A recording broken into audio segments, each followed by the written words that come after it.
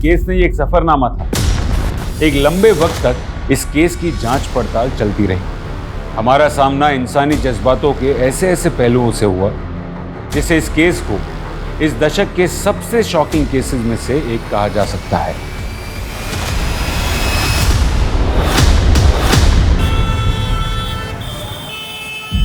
लोगों की भीड़ में भी कई बार हम अकेले होते हैं।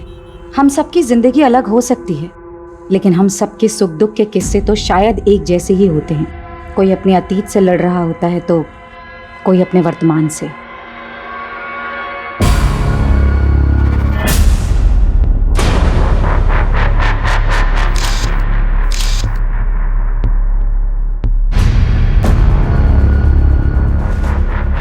कहने को जिंदगी पल भर में नहीं बदलती, लेकिन कई बार जिंदगी का एक पल सब कुछ बदल देता है।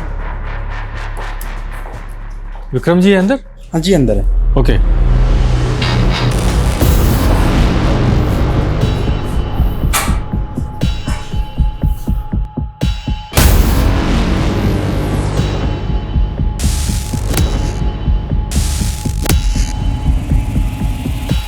ये फाइल्स देखना ना सर।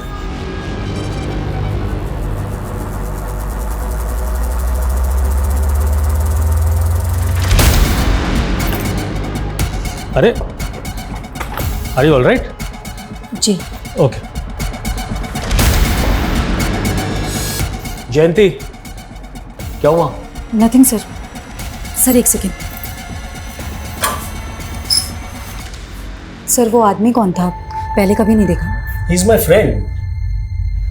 और मैंने तुम्हें देखा, तुम छुप कर हमें देख रही थी। आखिर ये चल क्या रहा है sir? Are you trying to spy on me? Yes, because Reema 3 दिन से ऑफिस नहीं आ रही है सर, और उसका फोन भी बंद आ रहा है। आखिरी बार तो आप ही के साथ थी ना? कहाँ है Reema?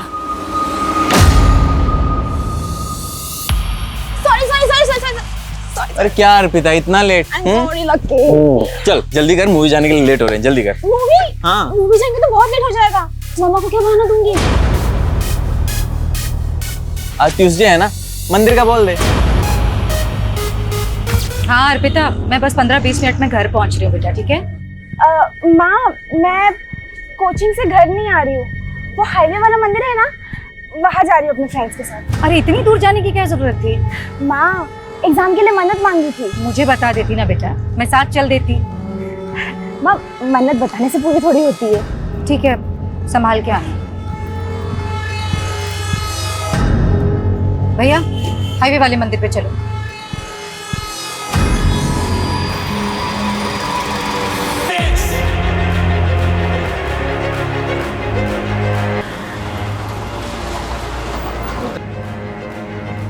The number you have called is currently not reachable. Please try again later. Thank you.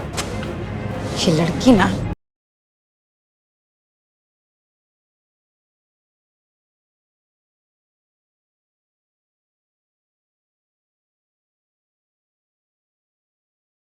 क्या रोज रोज का तमाशा लगा रखा है तुम लोगों ने?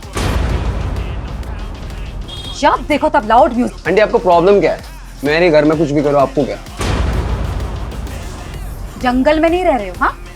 कॉलोनी में रहते हो, और सिर्फ मैं नहीं, पूरी कॉलोनी डिस्टर्ब हो रही है तुम लोगों के इस लाउड म्यूजिक से। ये क्या है? लड़कियां बुला रखी हैं यहाँ पर। तुम लोग खड़े हो जाओ। क्या है? हाँ, पता है माँ बाप को यहाँ पे तुम लोग क्या कर रहे हो इन लड़कों के साथ में? अरे इतना सा सोचा तुम लोगों ने? इन लड़कों ने अगर तुम लोगों का रेप कर दिया तो तुम्हारे माँ बाप की इज्जत का क्या होगा? आंटी बहुत हो गया, हद में रहिए आप। अच्छा, मुझे ना मेरी हद मत बताओ, अच्छी तरह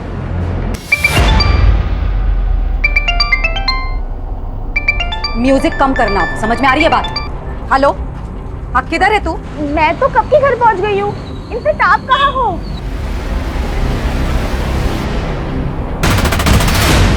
तो तू अब मुझसे खुलेआम झूठ बोलने लगी है। गई थी मैं तेरे कोचिंग सेंटर, वहां से पता चला कि तेरा एक लड़के के साथ चक्कर चल रहा है।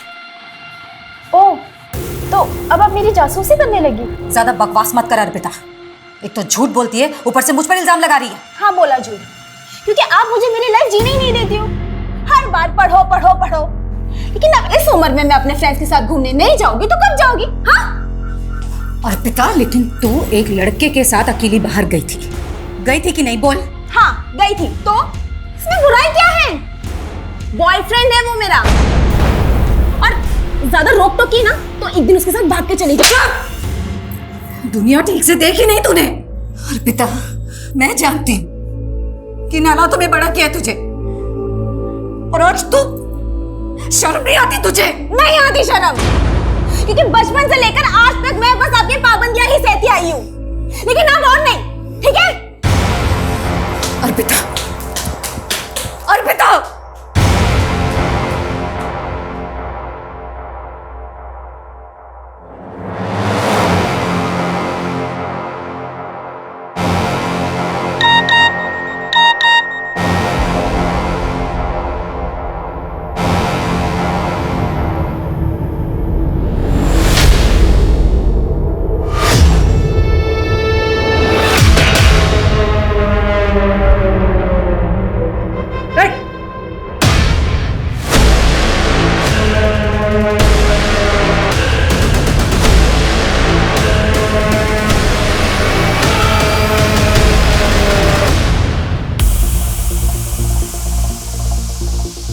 अरे यार अर्पिता, अपसेट क्यों हो रही हो? तुमने कुछ भी गलत नहीं किया है।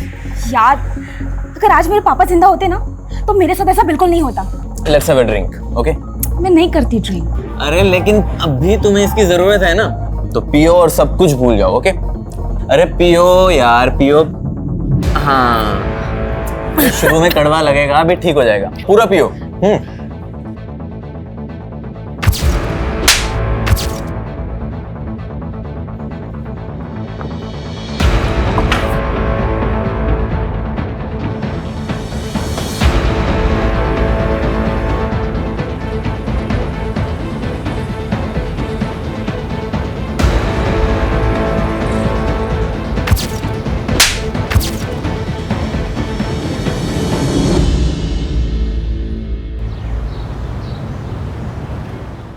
और फिर भालू ने कहा, मुझे भूख लगी है। अरे गुड्डी, ये क्या पढ़ रही हो तुम? मैं तो एक हिंदी की कहानी पढ़ रही हूँ। मैं हिंदी लिख भी सकती हूँ, और पता है अब मुझे ना हिंदी में फुल मार्क्स आएंगे। अरे वाह, तब तो तुम्हें प्राइज मिलना चाहिए। बोलो क्या चाहिए तुम्हें? मुझे तो मून पर जाना है। अच्छा, लेकिन उसके लिए तो तुम्हें एस्ट्रोनॉट बनना पड़ेगा।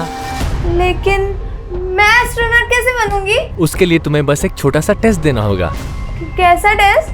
देखो, मैं तुम्हारी बॉडी को चेक करूंगा, और जिसकी बॉडी में 5 तिल होते हैं ना, वो एस्ट्रोनॉट बन सकता है। तो चलो अपने तिल दिखाओ।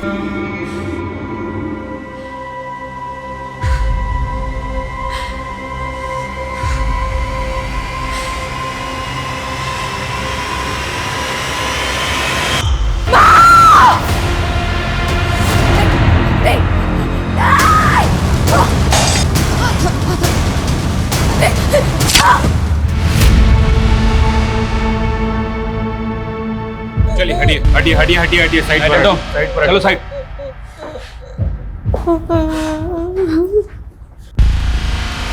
पूरा घर चेक कर। त्यागी किसी धारदार चीज से मारा गया है। सर ये सब देखकर तो लग रहा है कि काफी स्ट्रगल हुआ है।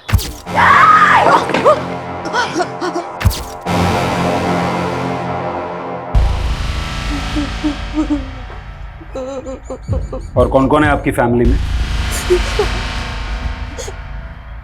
मेरे और मेरी मम्मी के अलावा और कोई नहीं। 10 साल पहले मेरे पापा की डेथ हो गई। जब ये सब कुछ हुआ तब तुम कहाँ थी? मैं कल रात से घर पर नहीं थी। तो कहाँ थी आप रात भर? मैं पब गई थी। कौन सा पब? Christo pub. लेकिन शहर के सारे पब तो 1:30 बजे बंद हो जाते हैं। उसके बाद आप सुबह तक कहाँ थी? मैं अपने फ्रेंड के घर गई थी। आपको क्या लगता है आपकी माँ को किसने मारा होगा? पता नहीं सर, मुझे कुछ पता नहीं। पर हाँ, कल रात को मेरी मम्मा का पड़ोस के लड़कों के साथ झगड़ा हुआ था, क्योंकि वो पार्टी कर रहे थे इसलिए। अभी तो आपने कहा कि आप रात भर घर नहीं थी, फिर आपने ये सब कैसे देखा? क्योंकि मैं 10 बजे तक यही थी। आप कह रहे हैं कि आपकी माँ को लड़कों से परेशानी थी और फिर भी वो आपको रात को पब में जाने देती, जहाँ पर लड़के भी आते हैं। एक्चुअली वो पूरा ग्रुप था ना, इसलिए। त्यागी, ये लड़की झूठ बोल रही है या कुछ तो छुपा रही है। क्रॉस चेक करो ये रात भर कहाँ थी।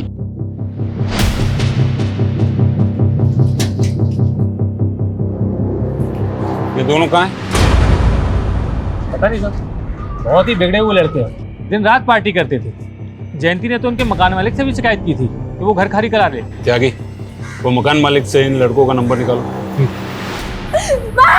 नहीं सर, घर में कहीं भी जयंती का फोन नहीं मिला, लेकिन ये लैपटॉप बैग मिला है।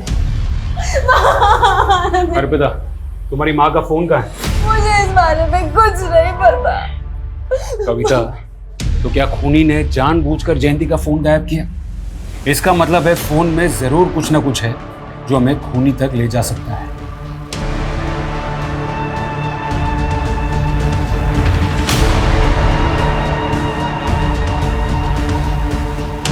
सर, लड़कों के मकान मालिक से बात हो गई है। दोनों लड़कों का नंबर मिला था, लेकिन सर दोनों का फोन स्विच ऑफ है। क्या ये हो सकता है कि वो दोनों खून करके गायब हो गए? चलो घर के अंदर घुसते हैं।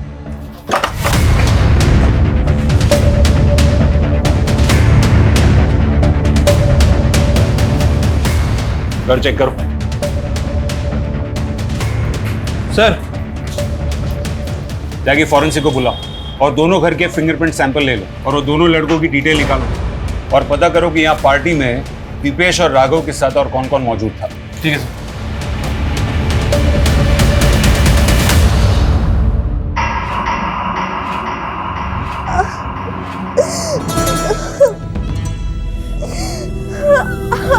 तुम्हारी बॉडी पर 5 तिल हैं। तुम पक्का एस्ट्रोनॉट बनोगी। हम रॉकेट में बैठेंगे।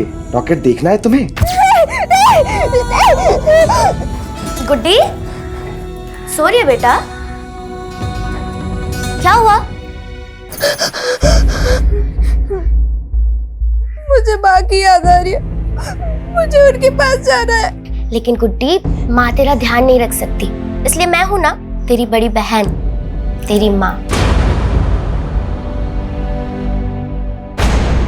क्या हुआ गुड्डी? पेट क्यों पकड़ रखा है?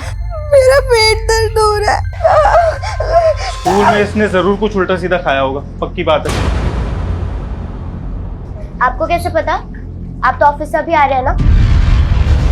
अरे पागल हो गया तुम, इसमें पता करने वाली क्या बात है? एक नंबर की चटोरी है ये। स्कूल के बाहर ना इसने जरूर कुछ खाया होगा, पूछो इससे। गुड्डी खाया है कि नहीं?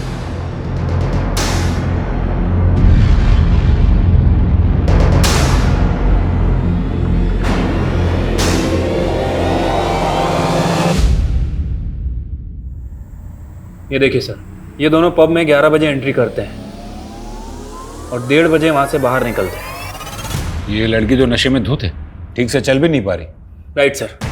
और जयंती के बारे में अभी तक हमें जो भी इन्फॉर्मेशन मिली है, उससे तो यही लगता है कि जयंती नियम कायदे की काफ़ी स्ट्रिक्ट औरत थी और उसकी बेटी साल में। और वो पड़ोस वाले लड़के दीपेश और राघव, उनकी क्या रिपोर्ट है? सर, उनका फ़ोन आखिरी बार गुरुग्राम में बंद हुआ था। वैसे वो रहने वाले भोपाल के हैं, दिल्ली में पढ़ाई करते हैं। मैंने भोपाल पुलिस को भी इन्फॉर्म कर दिया है। और सर, वो अर्पिता के बॉयफ्रेंड, उसको भी बुला लिया है। सर, अर्पिता उस रात पूरी तरह से आउट थी। उसने पहली बार ड्रिंक की थी उस रात। पहली बार? ये तू कैसे जानता है? वो सर, अर्पिता मेरी 2 साल से दोस्त है। उसने आज से पहले कभी भी ड्रिंक नहीं किया। और पहली बार उसी रात को पी जिस रात उसकी माँ का मर्डर हुआ? जी सर, वो थोड़ा अपसेट थी। किस बात को लेकर? सर, वो तो मुझे नहीं पता, लेकिन वो बहुत गिल्ट महसूस कर रही थी कि वो उस हालत में घर जाकर अपनी माँ को फेस कैसे करेगी। इसलिए वो पूरी रात मेरे साथ मेरे घर पर ही थी। सुबह होते ही वो चली गई। आप चाहें तो आप चेक कर सकते हैं। वो तो हम चेक कर ही लेंगे। और सुन, बिना परमिशन के शहर से बाहर नहीं जाना। चल।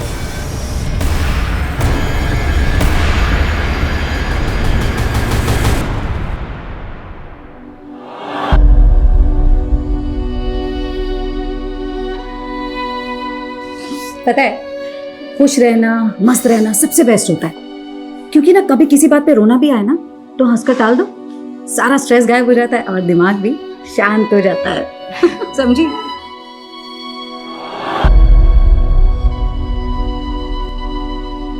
सर जयंती का फोन रात 10:30 बजे बंद हुआ था, वो भी उसके घर वाले एरिया में। और उसका फोन भी गायब है, जो हम मान रहे हैं कि किलर ने गायब किया है। अर्पिता मेन सस्पेक्ट है। मुझे लगता है कि फोन गायब करने के पीछे की वजह माँ और बेटी के बीच की चैट हिस्ट्री को छुपाना होगा, क्योंकि उससे हमें पता चल जाता कि माँ और बेटी के बीच में बनती नहीं थी। और हाँ, वो दो लड़के दीपेश और राघव, उनके बारे में भी पता करना होगा कि वो क्यों गायब। सर, इन दोनों लड़कों के CDR में ऐसी 2 लड़कियों के नंबर मिले हैं जो साथ पार्टी में थे, अदिति और विनीता। उनसे मिलना होगा, शायद उनको पता हो कि दीपेश और राघव कहाँ है। कविता, तुम जयंती के फोन का लोकेशन IMEI नंबर से ट्रेस करो। Okay sir. सर एक और बात, 8 बजे जयंती ने एक नंबर पे कॉल किया था जो रीमा के नाम से रजिस्टर है। रीमा? कौन रीमा? सर वो जयंती के साथ उसके ऑफिस में काम करती थी।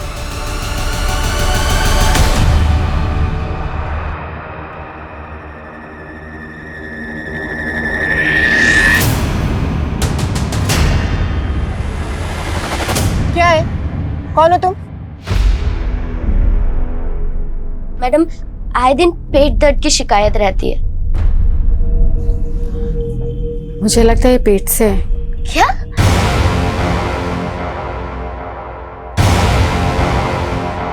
Hi ma'am, I am Suraj Sharma. I am match maker ma'am. मैं लोगों की शादियां करवाता हूँ। तो मैं क्या करूं? नहीं मैम, आपने मंगलसूत्र भी नहीं पहना है और मांग में सिंदूर भी नहीं है, तो ऑफकोर्स आप शादीशुदा तो नहीं होंगी ना। इससे तुम्हें क्या लेना देना? लेना देना है मैम। अगर आपने शादी नहीं की तो बच्चा कैसे पैदा कर लिया? ये क्या बकवास कर रहे हो तुम? चलो जाओ यहाँ से। मैम मेरी बात तो सुनिए। मैम मैम मैं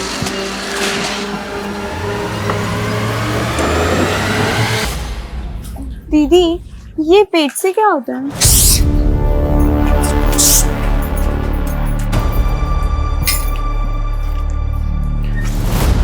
कहाँ गए थे तुम लोग? गुड्डी, क्या हो गया इसको? डॉक्टर के पास गए। गुड्डी 4 महीने प्रेग्नेंट है। क्या? इतने नादान क्या बन रहे हो? तुम्हें नहीं मालूम इस घर में तुम ही एक लौते आदमी हो। सब सच बताओ, तुमने रेप किया ना मेरी बहन को? सोच भी कैसे सकती तुम? मैं उस छोटी सी बच्ची के साथ ये सब करूंगा?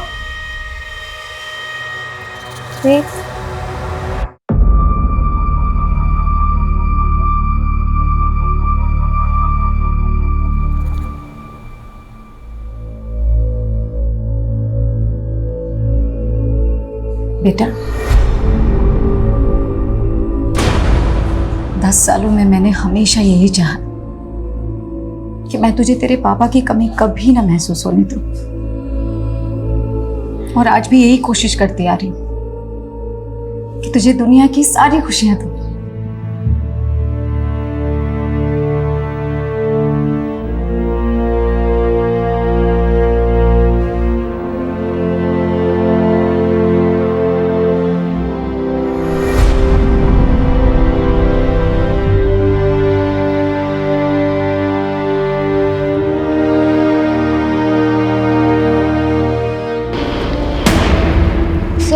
राघव और दीपेश के बारे में कुछ नहीं जानते हैं। अच्छा, कुछ नहीं जानते थे, फिर भी उनके साथ पार्टी कर रहे थे? नहीं सर, हमारा मतलब है कि हमें उस मर्डर केस के बारे में कुछ नहीं मालूम है। फिर तो आप लोगों को ये भी मालूम नहीं होगा कि आप लोग वहाँ ड्रग्स ले रहे थे। नहीं सर, हम ड्रग्स नहीं ले रहे थे, वो तो राघव और दीपेश ले रहे थे। अच्छा, तो ये बताओ कि जयंती को किसने मारा? सर हमें नहीं पता, हम तो बस 2 बजे तक वहाँ पे थे। लेकिन हाँ, उससे कुछ देर पहले दीपेश ड्रिंक्स का जुगाड़ करने बाहर गया था और वो वापस नहीं लौटा, तो उसको देखने के लिए राघव भी बाहर गया और फिर दोनों साथ में आ गए वापस। उठो उठो उठो, चलो चलो चलो चलो। कहाँ जा रहा है यार? अरे आगे का सेलिब्रेशन गुरुग्राम में करते हैं ना। हम नहीं गए सर, हम अपने घर चले गए, उसके बाद वो लोग गए थे। गुरुग्राम में वो कहाँ लेके जाने वाला था? सर कुछ नाम तो नहीं बताया था।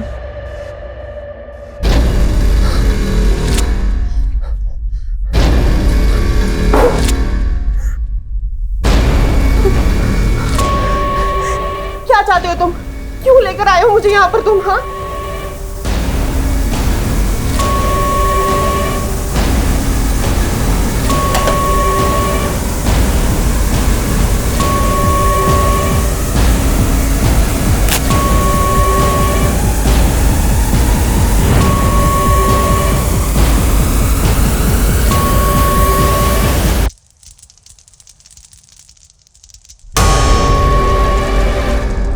जयंती के बारे में सुनकर मुझे भी शौक लगा। बहुत ही नेक औरत थी। जयंती का ऑफिस में किसी से कोई इशू चल रहा था? I don't know. रीमा और आप? जी। जयंती ने हत्या के पहले करीब 8 बजे आपको कॉल किया था, क्या बात हुई थी? मैम एक्चुअली मेरी तबीयत खराब थी और उस दिन मैं ऑफिस भी नहीं आई थी, बस इसलिए मेरी हेल्थ के बारे में पूछ रही थी। जरूरत पड़ी तो दोबारा बात करेंगे। रीमा, मुझे पूरा अंदाजा है कि ऑफिस में तुम्हारे साथ क्या हो रहा है। सच सच बताओ, तुम्हारा बॉस तुम्हें मॉलेस्ट कर रहा है ना? जयंती प्लीज मुझे मेरे हाल पर छोड़ दो, और तुम भी इस सब में मत पड़ो। अरे लेकिन क्यों ना पढ़ूं? आज तुम्हारे साथ ऐसा हो रहा है, कल किसी और ऑफिस कलीग के साथ ऐसा होगा।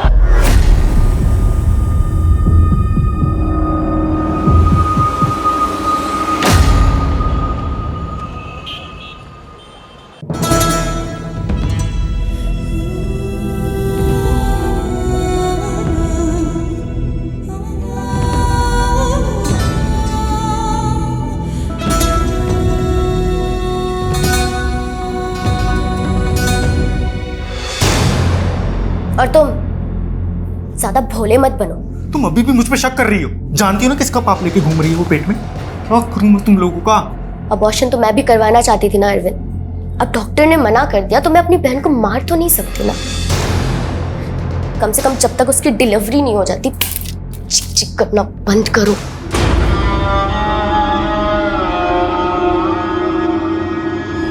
सर, जयंती की पोस्टमार्टम रिपोर्ट के हिसाब से उसकी मौत रात में 1 बजे से 3 बजे के बीच में हुई और जयंती का फोन रात को 10:30 बजे बंद हुआ था। इसका मतलब है मर्डर के काफी पहले उसका फोन बंद हुआ था या फिर गायब हुआ था। दीपेश और राघव के दोस्तों के स्टेटमेंट के हिसाब से दीपेश और राघव रात को 2 बजे बाहर से अंदर आए थे और सबको जाने के लिए कहा था। क्या वो दोनों ही खून करके आए थे? और सर दूसरी तरफ अर्पिता और लकी भी 1:30 बजे के करीब पब से निकल गए थे। शायद उन्होंने जयंती को मारा और फिर वो दोनों लकी के घर चले गए। सर, आपको लगता है कि जिस हालत में वो पब से निकले इस तरह से मर्डर कर सकते हैं?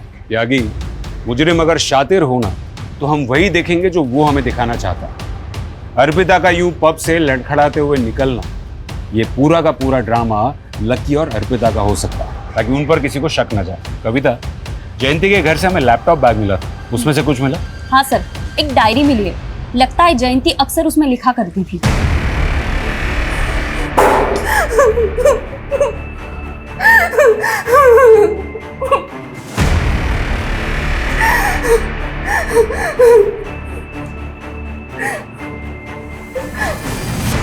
थोड़ा बादाम खाया करो।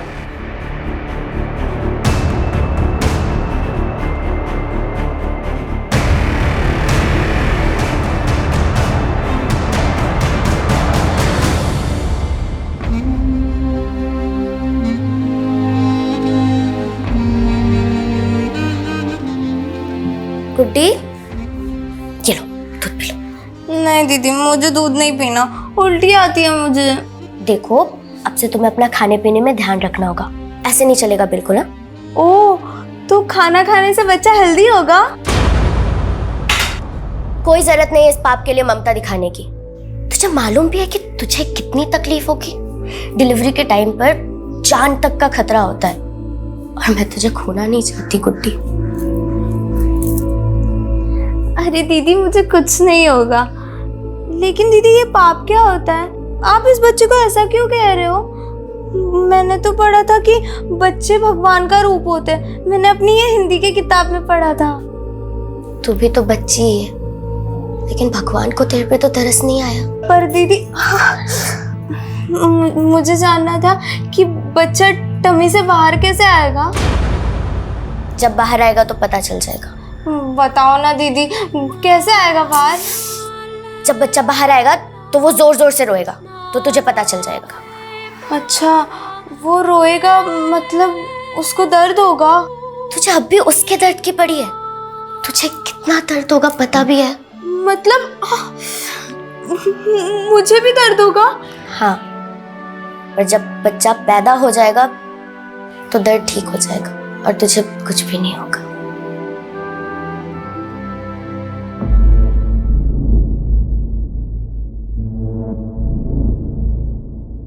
जब भी 25 जून आती है तो लगता है जैसे मेरे ऊपर एक बहुत बड़ा बोझ है जिसके तले दबी जा रही हूं।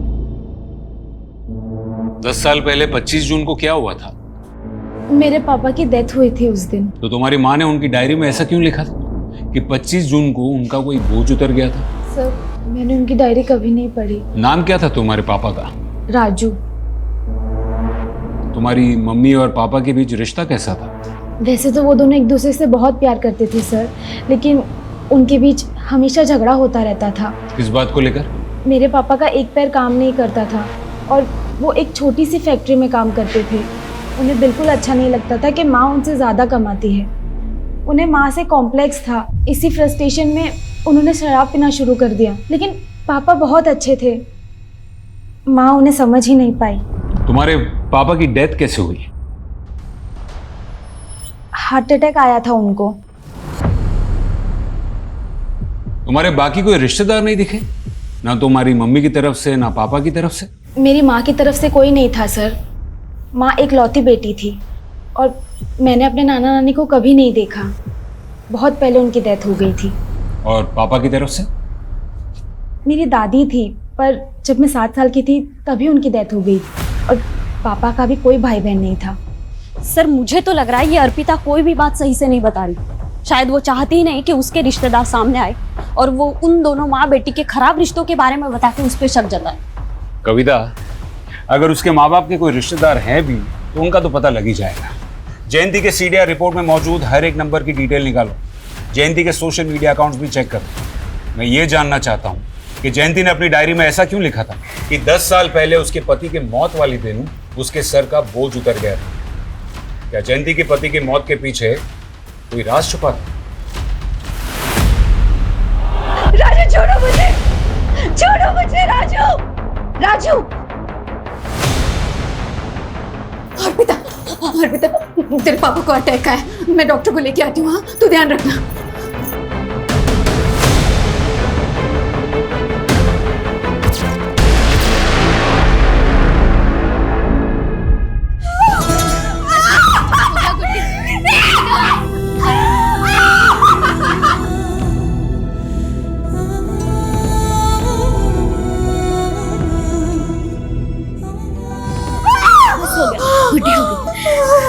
आराम मिला?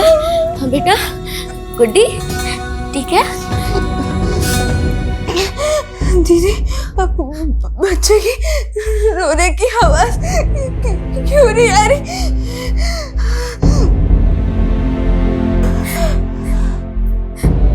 गुड्डी, गुड्डी।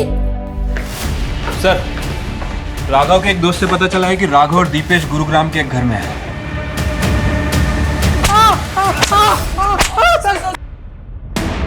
सर हमने कुछ नहीं किया, हम कुछ नहीं जानते। कुछ नहीं जानते फिर भाग क्यों रहे थे? हम लोग ड्रग्स लेते थे और जयंती आंटी से झगड़ा भी होता सर। उस रात पार्टी में रात को 2 बजे अचानक अपने बाकी दोस्तों को भगा दिया क्योंकि तुम दोनों मर्डर करना चाहते थे। नहीं सर, हमारा तो पहले से ही प्लान था 2 बजे निकलने का, लेकिन हाँ 2-2:30 बजे जयंती आंटी की बेटी अर्पिता को हमने वहां पे देखा था सर। खुद को बचाने के लिए उनकी बेटी को फंसा रहे हो? हम लोग सच बोल रहे हैं सर। एक मिनट सुनिए, आपने अर्पिता को देखा? वो तो कल से नहीं दिखी। सर, अर्पिता के घर पे तो ताला लगा हुआ है। इसका मतलब है कि वो इन्वॉल्व है मर्डर में, इसलिए भाग गए। लकी कहाँ है? सर लकी घर पे था, वर्मा उसे लेकर आ रहा है। झूठ बोलता। तूने कहा था कि तू उस रात अर्पिता को अपने घर पर लेकर गया था, लेकिन उसके पड़ोस में रहने वाले लड़कों ने अर्पिता को उसके घर पे जाते हुए देखा था। सर वो लड़के झूठ बोल रहे हैं सर।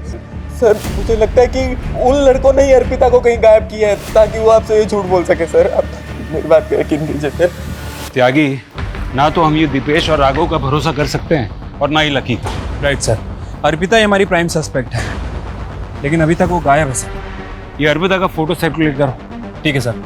सर वो जयंती का पीएम होने के बाद हमने सोचा था कि उसकी बॉडी किसी रिश्तेदार को हैंड ओवर कर देंगे, लेकिन सर उसकी बेटी प्राइम सस्पेक्ट निकली और कोई दूसरे रिश्तेदार का कुछ पता नहीं चल रहा है। तो क्या करें, मॉर्ग वालों कहें अंतिम संस्कार करने के लिए। और कर भी क्या सकते, लेकिन त्यागी हमें जयंती के कातिल को जल्द से जल्द ढूंढना होगा, फिर चाहे वो उसकी बेटी हो या फिर कोई और। मैं बेटी हूँ, बीवी हूँ, बहू हूँ, माँ हूँ, लेकिन सबसे पहले मैं क्या थी और सबसे आखिर में मैं कौन हूँ मैं सिर्फ औरत हूं। औरत होना मेरा स्वाभिमान है, और जब जब मेरे स्वाभिमान को ठेस लगी है मैंने खुद को संभाला है, क्योंकि मैं सहनशील भी हूं।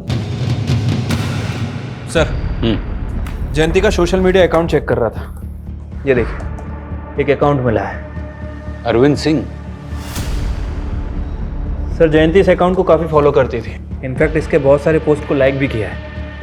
ये देखिए, मुझे लगता है कि इसका और जयंती का कोई कनेक्शन है। आगरा का ही रहने वाला है। बेचारी गुड्डी। गुड्डी? जी, हम जयंती को प्यार से गुड्डी ही बुलाते थे। क्या आप बता सकते हैं कि जयंती की बेटी अर्पिता कहाँ हो सकती है? ये आप क्या कह रहे हैं? जयंती की बेटी भी है? मतलब आप नहीं जानते?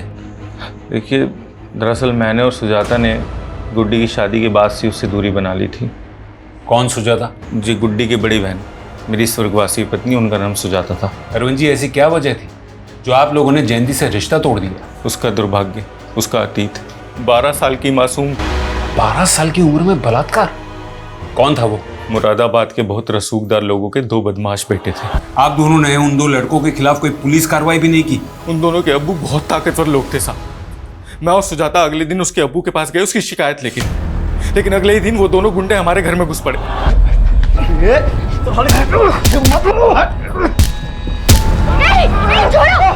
अगर पुलिस के पास जाने का सोचा भी ना तो वो अंजाम होगा तुम लोग का जो तुम लोग सपनों में भी नहीं सोच सकते। रातों रात हम घर छोड़ के भागे और एक दूसरे शहर में किराए के मकान पे रहने लगे। वहीं पे गुड्डी ने एक बच्चे को जन्म दिया और फिर उसने वहीं पे शादी कर ली। लेकिन क्या मालूम सर, उसकी ज़िंदगी पे उसका अतीत भारी पड़ गया। मतलब आप ये कहना चाह रहे हैं कि उन्हीं 2 लड़कों ने जयंती का खून किया है जिन्होंने बचपन में उसका रेप किया था? रिजवान शेख नाम है उसका, दिल्ली में मशाल पार्टी का नेता है। और वो दूसरा है ना, परवेज अंसारी नाम है उसका। सर, वो भी अभी दिल्ली में ही रह रहा है। आपके पास गुड्डी की बचपन की फोटो है? सब वो होगी तो सही, लेकिन एक बार मुझे ढूंढना पड़ेगा। Excuse me. हाँ कविता, बोलो। सर, जयंती के फोन का IMEI नंबर ट्रेस हुआ था। सर, हमें वो फोन एक कचरा बिनने वाले के पास मिला। जयंती के फोन का सारा डेटा रिट्रीव करो। Okay sir.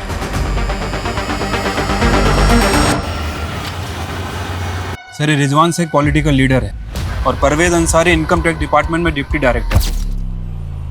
Are you all right? Sir, मान लेते हैं कि इन दोनों में से किसी ने कुछ किया है, तो फिर ये अर्पिता क्यों गायब है?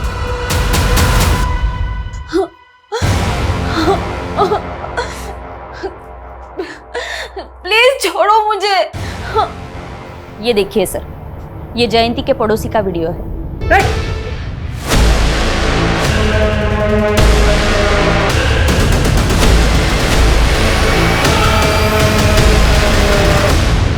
सर, ये बात सच है कि मैं अपनी बीवी को कभी कभी मारता था, पर मैंने जयंती का खून नहीं किया सर। हाँ, जयंती का फोन मुझे मिला था, पर अगले दिन मुझे जैसे ही पता चला कि उसका मर्डर हो गया है, मैंने उसका फोन डस्टबिन में फेंक दिया था सर। ये टेढ़ी खीर है, आसानी से नहीं उगलेगा। तोड़ो इसको। ओके, ठीक है। सर, एक अजीब बात पता चली है। परवेज अंसारी जयंती के बॉस का भी दोस्त है।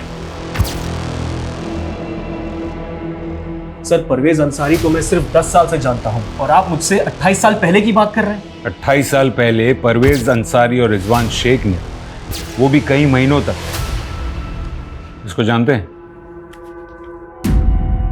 नो। चलो, इसको नहीं जानते हैं, परवेज अंसारी को तो जानते हैं ना।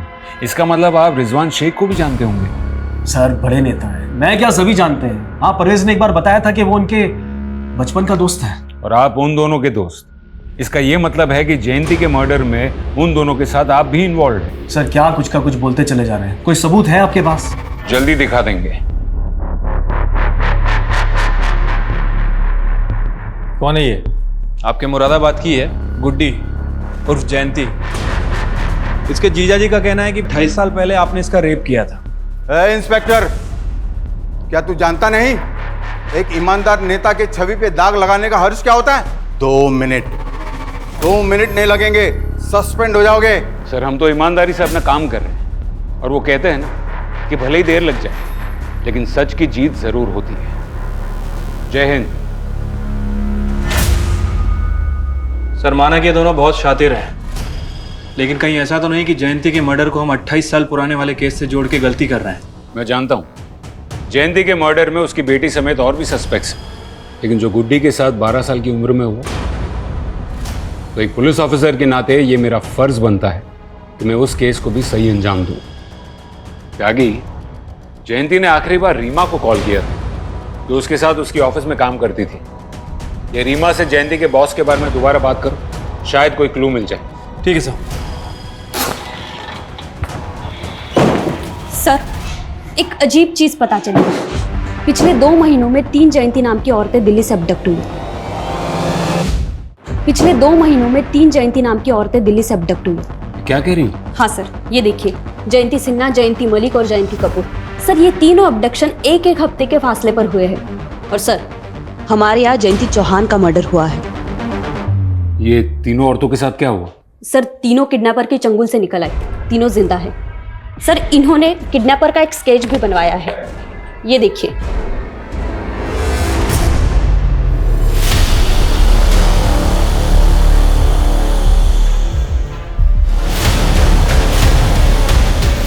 सर, मुझे तो अभी तक ये समझ में नहीं आ रहा कि उसने मुझे किडनैप क्यों किया था। उसने मेरी फैमिली को फिरौती के लिए कोई कॉल भी नहीं किया और इसके बाद अचानक से उसने मुझे छोड़ दिया। तो उस दौरान उन लोगों ने आपके साथ किया क्या? यही है क्या? नहीं, मुझे नहीं लगता। ये क्या कर रहे हो तुम? ये आपने चूड़ी पहचाना? एक बार आप याद करके देखो। क्या चूड़ियां दिखा रहा था? जी सर, छोटी बच्चियों की लाल चूड़ियां दिखा रहा था और बार बार बस यही पूछ रहा था कि क्या मैं उन लाल चूड़ियों को पहचानती हूँ। जयंती जी, वो आपको कहाँ लेके गया था? सर, मैंने पुलिस को पहले भी बताया है, उसने मुझे आंखों पे पट्टी बांधकर किडनैप किया था और आंखों पे पट्टी बांधकर ही उसने मुझे जंगल में छोड़ दिया।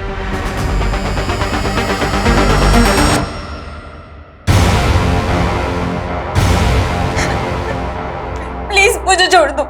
तुझे तो मैं कभी नहीं छोड़ूंगा। ये तो गनीमत समझ कि तुझे अभी तक जिंदा छोड़ा हुआ है, लेकिन तेरी मौत तो पक्की है। सर, मैंने जयंती नाम की बाकी की औरतों से भी बात की है। सर, सभी का स्टेटमेंट पहली वाली जयंती से मैच कर रहा है। सर, कहीं ऐसा तो नहीं कि वो कोई सुपारी किलर था जिसने जयंती को देखा ही नहीं था, लेकिन जब उसे असली जयंती मिली उसे आइडेंटिफाई किया और उसका मर्डर कर दिया। लेकिन फिर वो लाल चूड़ियां क्यों दिखा रहा था? वो भी बच्चियों की चूड़ियां?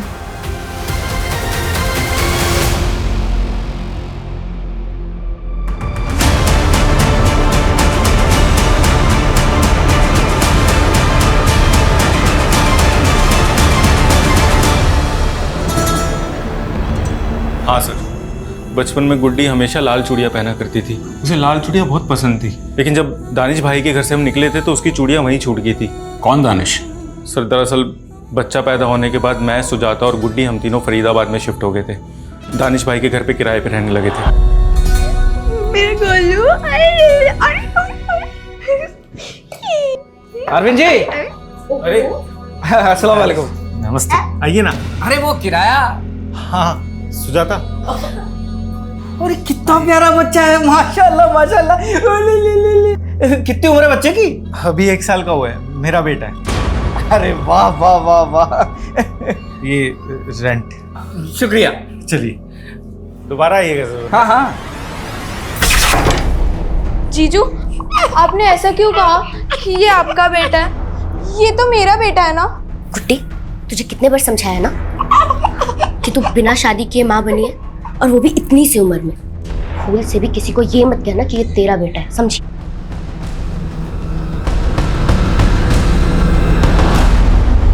सर, धीरे धीरे सबको पता चलने लगा और हमारा जीना बहुत मुश्किल हो गया, इसलिए हम उस बलात्कारी की संतान को वहां छोड़ के निकल गए। लेकिन दीदी, मेरा गोलू वो नहीं आएगा हमारे साथ।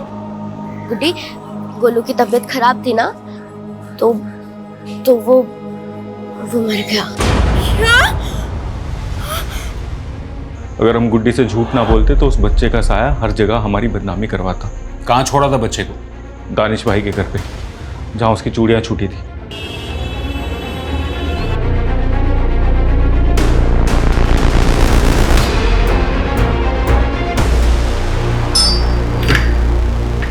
दानिश जी, आप? दिल्ली पुलिस। दिल्ली? आप कैसे आप कहाँ? गलती हो गई सर, करते अर्पिता? सर वो तो उस बच्चे को यहाँ छोड़ के चले गए थे, लेकिन मैंने करीम को अपने बेटे की तरह पाला है। मतलब कि करीम ही जयंती उर्फ गुड्डी का बेटा है। मैंने अपनी माँ को नहीं मारा सर। बचपन से लोग मुझे चिढ़ाते थे कि मेरा बाप कौन है। लोग कहते थे कि मैं नाजायज औलाद हूँ, लवारिस हूँ। इसलिए सर मैंने बचपन में ठान लिया था कि मैं अपनी माँ को ढूंढ के रहूँगा। सर मुझे सिर्फ इतना पता है कि उस लड़की का नाम जयंती था, बाकी उसके दीदी और जीजा जी उसे गुड्डी कह के बुलाते थे। तो तुम जयंती नाम की औरतों का पता लगाकर उन्हें अगवा कर रहे थे? उस दिन उनका किडनैप नहीं कर पाया था मैं, इसलिए सर मैं सीधा उनके घर पे चला गया। माँ। कौन हो तुम? अरे 28 साल से आपने मुझे देखा नहीं ना, इसलिए आप मुझे पहचान नहीं पाई। तुम बोल क्या रहे हो तुम? हाँ? और हो कौन? गोलू, आपका गोलू माँ।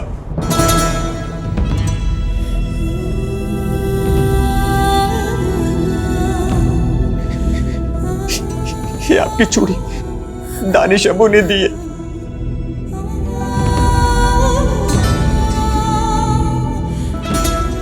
एक बार कह दो कि आपने मुझे पहचान लिया। गोलू?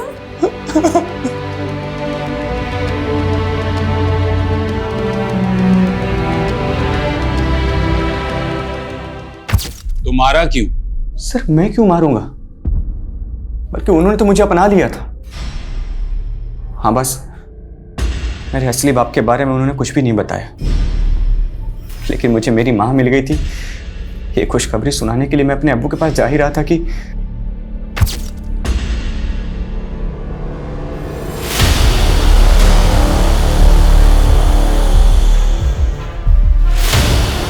अर्पिता,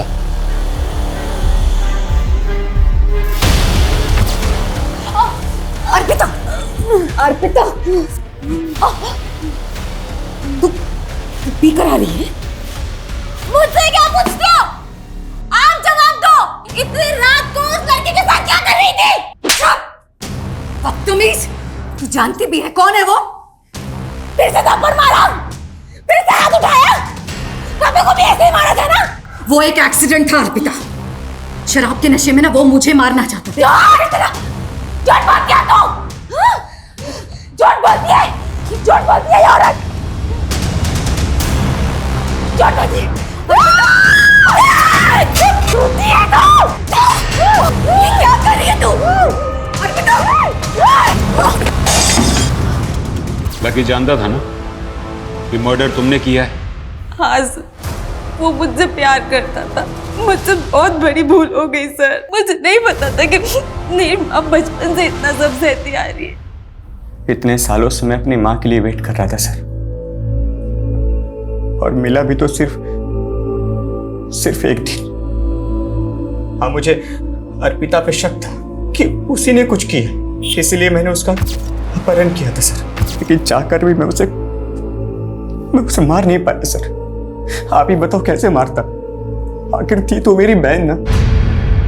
कैसे एक गुनाह कई जिंदगियों को दर्द और बदनसीबी से भर देता है। अगर 28 साल पहले गुड्डी को इंसाफ मिल चुका होता तो शायद आज हम उसके अंजाम को बदल सकते थे। त्यागी, ताज्जुब की बात तो ये है कि एक माँ अपने बेटे से 28 साल बाद मिलती है और उसकी बेटी को ऐसी गलतफहमी होती है कि उसने एक ही झटके में उसकी जान ले ली।